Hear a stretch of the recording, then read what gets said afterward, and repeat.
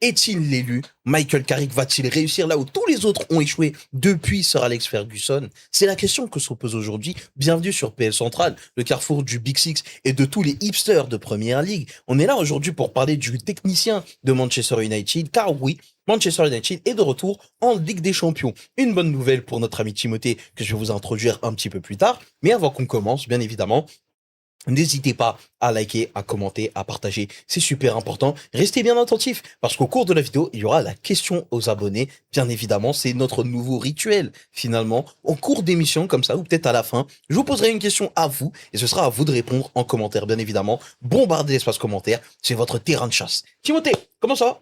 Ding, dong, come on! Non, comme tu l'as dit, on est de retour en Champions League. Ça fait plaisir et on va parler de Michael Carrick. Donc forcément, je vais pouvoir un petit peu décliner mon amour pour le coach des Red Devils. Justement, ce retour en Champions League, c'était le strict minimum attendu après les éliminations précoces dans les coupes et surtout que vous n'ayez que la Première Ligue à jouer. Tu parles mal, frère.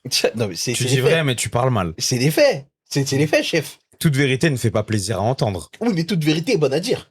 Ça, c'est un autre débat. C'était oui. ça la question des abonnés. Débat philosophique. Est-ce que toute vérité est bonne à dire? La question de...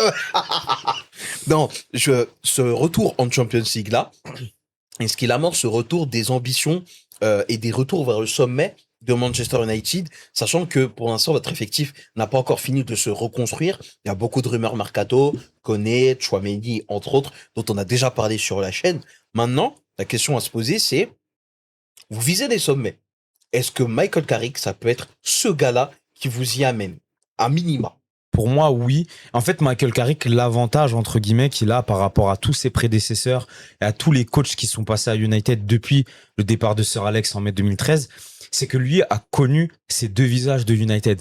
Il est arrivé en 2006 et il a pris sa retraite en 2018. Donc, il a quand même passé 12 saisons à United. Il y a donc 7 ans où il était sous Sir Alex et où il a tout gagné. Tout simplement, il a gagné des coupes nationales, il a gagné le Community Shield, il a gagné bien évidemment la Première Ligue à plusieurs reprises, 3 finales de Ligue des Champions, dont la victoire en 2008 face à Chelsea.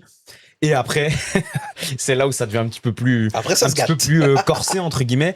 Il a connu 5 saisons où malheureusement Manchester United a commencé son déclin, tout simplement. Et ça, pour selon moi, le fait d'avoir vu un petit peu ces deux visages et d'avoir connu United à deux périodes diamétralement opposées de leur histoire, c'est un point fort. C'est un point fort. Eh bien, justement, c'est intéressant que tu aies abordé le point où il a joué sous Sir Alex et il a connu la première partie de sa carrière à United sous la houlette de Sir Alex avec la gloire, les succès, et l'autre partie post-Sir Alex a été un peu plus compliquée. Justement, est-ce que Michael Carrick, aujourd'hui, c'est le véritable dépositaire de l'esprit de Sir Alex? Parce qu'on sait que dans l'histoire de United, ce qui a été important à un moment donné, c'est cet aspect de filiation, de transmission aussi. Et c'est pour ça que un Sir Alex et même un peu plus tôt dans votre histoire, un Matt Busby ont réussi à durer sur le temps, même avec plusieurs moments où il a fallu se réinventer profondeur. Est-ce que justement, c'est pas lui qui est capable de ramener cette fibre Sir Alex X, j'ai envie de te dire? Finalement. J'aimerais bien. Hein. Est-ce que c'est le bon candidat finalement? C'est lui? Non, plus sérieusement, déjà il est un peu plus calme que Sir Alex. Donc avec la génération de maintenant, c'est peut-être c'est plus abordable, c'est peut-être mieux, ouais. Je pense, pour éviter de se mettre le vestiaire à dos, parce que voilà, on le connaît, Sir Alex, c'est notre beaucoup de F-word. Beaucoup de F-word, beaucoup de crampons en l'air, etc. Un gros caractère, mais c'est aussi ce qui a fait sa force en tant que coach et la force de United en tant qu'équipe quand il l'entraînait. Mais non, Michael Carrick, c'est bien parce que c'est un profil assez calme. J'ai l'impression qu'il est beaucoup dans le dialogue aussi. Il a l'air quand même assez proche de ses joueurs. Et ça, pour le coup, c'est une bonne chose. C'est très important aussi. On a eu beaucoup trop de bruit de couloir lors de mandats précédents, comme quoi le vestiaire était un petit peu divisé. Je pense notamment à José Mourinho. Quand un coach comme Mourinho, avec le pedigree qu'il a, te dit que son plus grand accomplissement, c'est avoir fini 2e avec United, et quand tu sais comment il est parti du club, ça en dit beaucoup malheureusement sur aussi ce qui devait se passer en interne et notamment dans le vestiaire, la relation qu'il avait avec certains joueurs. Il y a eu des saisons un petit peu compliquées avec Ten Hag, ça s'est pas toujours très bien passé. Avec Amorim, on n'était pas loin de la catastrophe parce que sportivement, ça ne se passait pas bien. Et avec certains joueurs, là, j'ai l'exemple de Garnacho en tête. On était au point mort aussi. Là, pour l'instant, tout va bien du côté de Carrington avec Michael Carrick. Les résultats sportifs vont bien. Il a l'air d'avoir créé ou recréé un groupe qui vit bien. Donc pour l'instant, oui, tout prête à croire que c'est lui l'élu, en tout cas que c'est grâce à lui que United va retrouver et de la continuité et un beau visage sportif. Moi, de ce que j'ai observé quand même du côté de United, c'est que justement, Michael Carrick, il a ramené quelque chose d'assez important. Il a ramené un cadre un peu plus feutré. C'est bizarre à dire comme ça parce que quand tu penses United, tu penses peut-être pas des mesures, mais tu penses quand même au haut du panier, tu penses à Star, tu penses à plein de choses qui brillent, qui sont un peu clinquantes. Et lui, justement, il a apporté quelque chose de un peu plus discret. Il y a moins de choses qui fuient du vestiaire, comme tu l'as dit. Et surtout, il a apporté cette consistance-là et cette régularité-là que United n'avait pas sur les précédentes années. En tout cas, que United n'avait pas sous Ruben Amorim. Donc aujourd'hui, Il n'y avait pas grand-chose sur Ruben Amorim, à part la dépression et les pleurs. ouais, mais il y avait Bruno Fernandes, c'était bien. Non, bah non. The Non, Good oui, Days Are The Good Day, Coming. oui, bah ça. Les politiciens vous mentent, mais pas que. Non, on va revenir sur Michael Carrick. Aujourd'hui, comment tu comment tu listerais les apports de Michael Carrick? Comment justement quelqu'un qui tombe sur cette vidéo, qui a envie de se brancher sur United, comment tu résumerais les apports de Michael Carrick sur la saison passée? C'est une très bonne question. Je pense qu'on Ah, I pourrait. got Non, that- on I pourrait. got that thing, bro. You got the right questions, bro. C'est à moi de te donner les right answers, mais non, plus sérieusement, bah déjà, c'est assez bateau de dire ça, mais il a fait les choses simplement, en fait. Il s'est pas pris la tête. Les choses simples. Les choses simples. Sacoche mayonnaise. Sacoche. Et surtout, il s'est pas pris pour n'importe qui. Là où je trouvais un Ruben Amorim très très imbu de lui-même et très auto-centré sur son propre discours et sa propre vision des choses, Michael Carrick s'est dit, OK, j'ai tel effectif, j'ai tel joueur qui peuvent jouer dans telle disposition. Je vais pas tortiller du cul pour chier droit. L'expression est un peu vulgaire, mais voilà, il s'est dit, l'effectif est fait pour jouer en 4-2-3-1. Je vais pas m'entêter avec un 3-4-2-1. Parce que Amorim s'est entêté pendant un peu plus d'un an avec ce schéma-là, mais il n'avait pas le matériel pour. C'était pas le même matériel qu'au Sporting. Il s'est dit, Bruno Fernandes, c'est peut-être le joueur autour duquel j'ai envie de construire. Donc, quelles sont les meilleures conditions dans lesquelles je peux le mettre? Bah, c'est à son poste préférentiel, un cran plus haut, en tant que numéro 10, entre guillemets. Kobe Mainoo, il est au placard. Je vais lui redonner du temps de jeu. Je vais voir ce que ça donne. Et on a très vite vu ce que ça a donné. Et il remise un peu plus sur l'académie. On a vu Aussi. plus de temps de jeu du côté de Hayden Even. Exactement. On a vu, Hayden Even, pour moi, à la fin de la saison prochaine, il y a un monde où il est titulaire en puissance. Hein. On a vu le Fletcher Junior aussi Exactement. intégrer l'effectif petit à petit. Kobe Mainoo, la star de Stockport finalement. Donc il y a aussi cette volonté côté Carrick de remiser à nouveau sur la formation mancunienne. Sur la formation mancunienne, sur la jeunesse et en fait surtout faire jouer les joueurs qu'il estime comme étant des joueurs clés dans les meilleures conditions. Bruno Fernandes, tu sais que c'est peut-être le joueur le plus important et le plus performant de ton effectif, mais tu le brides en le faisant jouer dans le double pivot. Là où un cran plus haut, il est beaucoup plus performant et c'est pas pour rien qu'il a quand même été meilleur passeur de l'histoire de Première Ligue sur une saison avec 21. Ouais. Brian Mbeumo, tu sais qu'il est plus intéressant à droite, mais que dans l'axe il peut t'apporter. Il a fait confiance à Mateusz Cunha. Il a fait confiance aussi à, comme tu l'as dit, à Hayden Even qu'on avait acheté à l'hiver dernier à Arsenal. Donc ça, voilà, c'est des choses intéressantes. Et puis surtout, en fait, il s'est pas pris pour n'importe qui. Il y a des fois où il a vu que voilà certaines choses pouvaient être mieux amenées. Et il l'a fait. Il a mis de l'eau dans son vin. Il a vu que Šeško titulaire, c'était pas forcément toujours la meilleure solution et que le Slovène était peut-être plus habile et plus efficace en sortie de banc. Il a bricolé un système. Il a fait des choses justement. En fait, il a été pragmatique et il s'est dit le plus important, c'est les 3 points. C'est que cette équipe retrouve vite des résultats et certaines certitudes dans le jeu. Et pour l'instant, c'est très très bien. Je rappelle que United est avec Arsenal en 2026, donc depuis que Carrick est arrivé, la meilleure équipe de Première Ligue. C'est l'heure de la question abonnée. Putain, Et je vous la c'est pose beau, à ça. vous. Eh oui, je te la poserai évidemment. Bien évidemment. Après, juste après. Mais, ami mancunien, j'ai une question pour vous. Michael Carrick, est-ce que aujourd'hui vous arrivez à identifier les ambitions et les enjeux de l'année prochaine? Quels sont les objectifs? À quel point est-ce qu'il doit fixer la barre très haute ou pas en termes d'ambition et d'objectifs? C'est à vous de me dire tout ça en commentaire. Teams va vous répondre dans quelques secondes, mais voilà, n'hésitez pas, on va vous le lire. Ça pourrait aussi, ça va nous servir de matière déjà moi pour mieux comprendre votre club aussi par rapport à la saison prochaine, et ça nous donnera aussi de la matière pour créer d'autres vidéos pour la Bien suite. sûr. Il y aura évidemment des vidéos projections sur la saison prochaine, etc. Donc, ça peut nous servir de base de travail. Donc, n'hésitez pas, répondez les gars. Et Tim, je t'en prie, réponds à la question. Quelles ambitions, quels enjeux pour Michael Carrick l'année prochaine, au-delà de juste dire faut se requalifier en Champions League? On suppose que c'est le BABA, mais est-ce qu'il doit y avoir un objectif de trophée, de top 3 encore une fois? Comment t'imagines la saison prochaine? Si tu as réussi à ramener ce United-là dans le top 3, tu dois le faire tous les ans. Ok.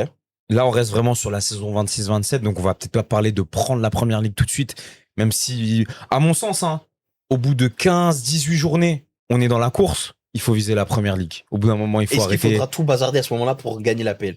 Oui, parce qu'après, ça, c'est plus ma sensibilité personnelle, et je l'ai déjà dit, notamment quand on parlait d'Arsenal sur Foot Central et sur d'autres canaux.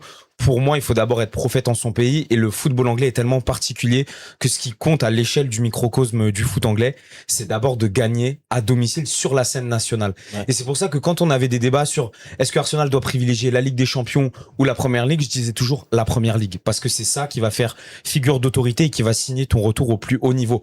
Ils sont pas passés loin de faire les deux, mais United, je pense, doit pour l'instant s'inscrire aller dans cette veine-là, parce que t'as tout simplement pas l'effectif pour tout jouer.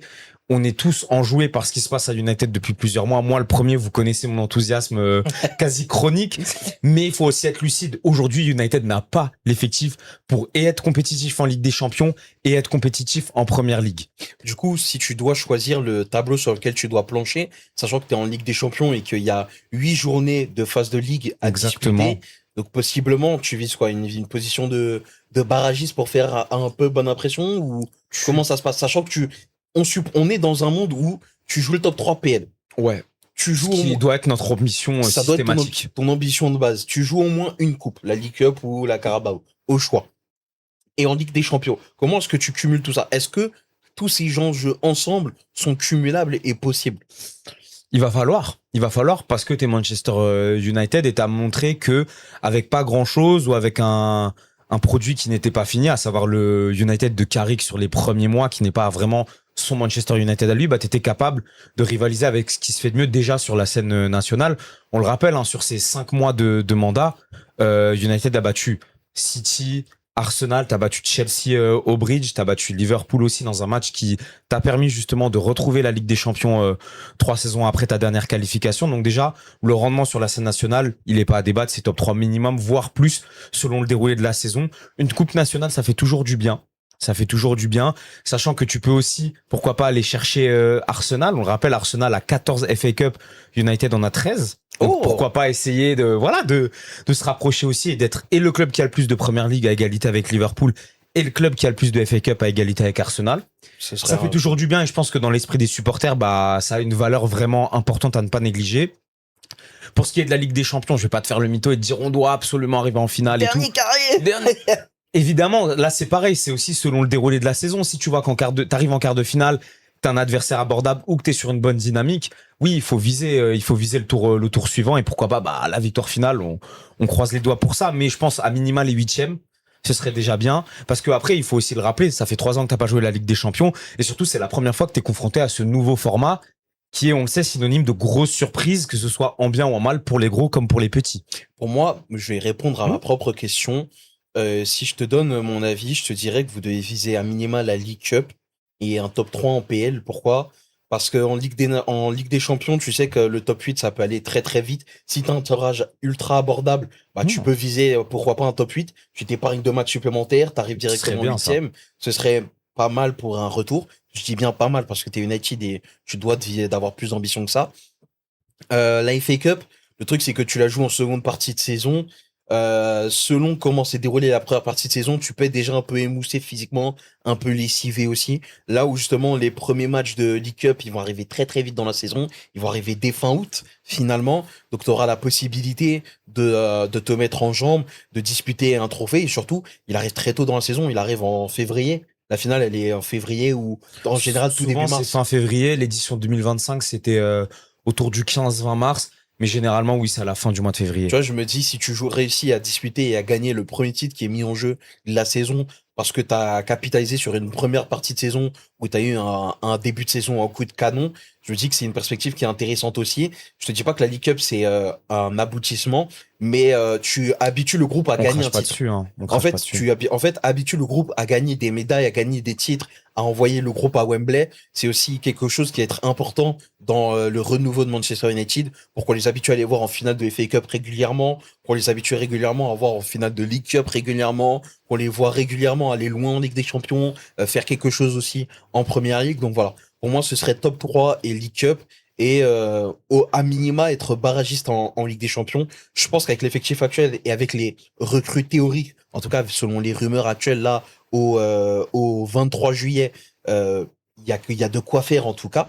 Et on verra ce que ça donne. Dans les commentaires, dites-nous, vous, quelles sont les ambitions que vous avez. C'est la question abonnée que je vous ai posée tout à l'heure. On partage, on commente, on like, c'est super important. Merci pour la force que vous envoyez. On le dit pas assez, mais ça fait plaisir. On vous lit. Voilà, donc ça nous permet aussi de trouver de nouveaux sujets, d'alimenter la chaîne. Et bien évidemment, on n'a pas fini de parler de Manchester United. Ça reste l'un des clubs qui compte le plus en Angleterre. Mais s'ils sont dans le rétro de Liverpool, j'étais obligé de le caler. T'es malade ou quoi? Bah oui, c'est on l'a déjà fait il y a quelques temps, on refera le débat. Hein, ouais, il y a pas de problème, il y a pas de problème. On s'attrape d'ici d'autres vidéos. Ciao la team. Peace.